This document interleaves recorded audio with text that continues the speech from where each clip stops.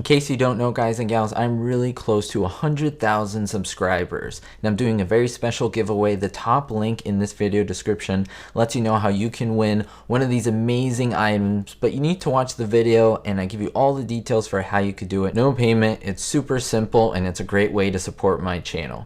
Good luck to all the participants. Hey, what's up guys and gals? My name is Rick9G. Thank you so much for joining me today. We're going to be talking about the 1960s television show Batman, and I will be focusing on the interesting and very, I think, pretty cool portrayal by Eartha Kitt as the Catwoman. She was one of 3 women who played Catwoman. We have Julie Newmar, Lee Merriweather, and of course Eartha Kitt. And I want to talk a little bit about her and mention some of the episodes she was in and talk about what the others in the cast thought about her. And I think that will be absolutely fascinating to all of you, especially if you're fans, because you'll be surprised at what some of them say. Now, she appeared a total of 5 times on the show. That is 5 episodes. Some of these episodes are, of course, kind of all connected. They kind of, one villain leads to another villain, the first villain leaves, and then another villain comes in, and so forth. It's kind of a snowball effect.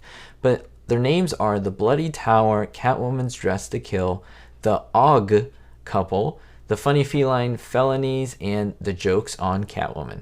It should be noted that in 2 of these episodes, that is the Og Couple as well as the Bloody Tower, she is uncredited, although she is here because her appearance isn't as significant, quote unquote. She doesn't have that much airtime as the other villains, and they decided not to credit her for this. So let's listen to some of the people who said things about her. Of course, we've heard about this man before. I've talked about him in my other Batman videos. Stanley Ralph Ross. Now, he was one of the writers on the show, and he reveals the real reason why Eartha Kitt replaced Julie Newmar in the show. Now, many people don't know. There had been some type of, I wouldn't say arguments, but disagreements as to the real reason why. And I don't know. I want to know if you actually believe him and his thoughts. That is, in fact, this happened during the 3rd season, and it was because Julie Newmar herself was doing a movie at the time. It was called McKenna's Gold. Now, of course, you know that if you're making a movie or a TV show, it's really difficult to have 2 productions going on at the same time. So they had to find a replacement, and they came up with Eartha Kitt. Well, assistant producer Charles Fitzsimmons fills in the idea of why they picked her as well. According to him, it was a very provocative idea to hire Eartha Kitt because she was a unique actress for the role. He already saw her as a Catwoman before she was ever cast as Catwoman.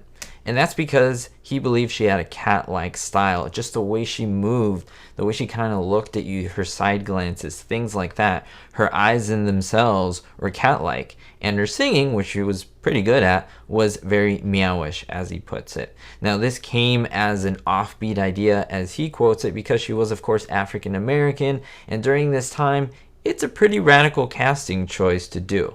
Now, Yvonne Craig, who actually played Batgirl in the 3rd season of the show, mentioned her experience with Eartha Kitt. She believed that she was in fact perfect for the role because she was very cat-like, agreeing again with producer Charles Fitzsimmons, and she added that she liked the way that they were about the same size. Yvonne Craig was rather short. She played along with Eartha Kitt, and they both were actually 5'4".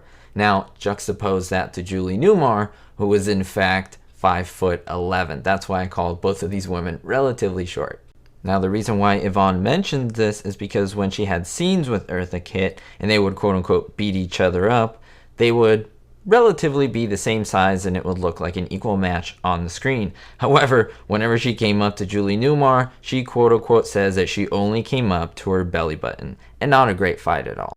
And lastly, what did our very own Alfred had to say about Eartha Kitt? Of course, Alfred was played by the awesome Alan Napier. He added that Julie Newmar was, in his opinion, the best Catwoman, but Eartha Kitt was kind of marvelous. However, offset and whenever the cameras weren't rolling, she did complain a lot, and that's something that he didn't really like too much. I want to know your thoughts down below, guys and gals. Who was the best Catwoman to you? Was it Julie Newmar, Eartha Kitt, or maybe Lee Merriweather? Let me know down in the comments below. If you do like this video, you want to hear more about Batman, the villains, behind the scenes information, don't forget to leave a thumbs up. And the giveaway is still going on up until 100,000 subscribers, so don't forget to do that. We'll see you next time, guys and gals, and most importantly, be hopeful. Thank you so much to my Diamond tier patrons, Gary N, David D, Paul T, and Ricky. If you want to be named here in the credits, make sure to look at the link in the description and you'll be able to receive more exclusive giveaways only on Patreon. We'll see you next time.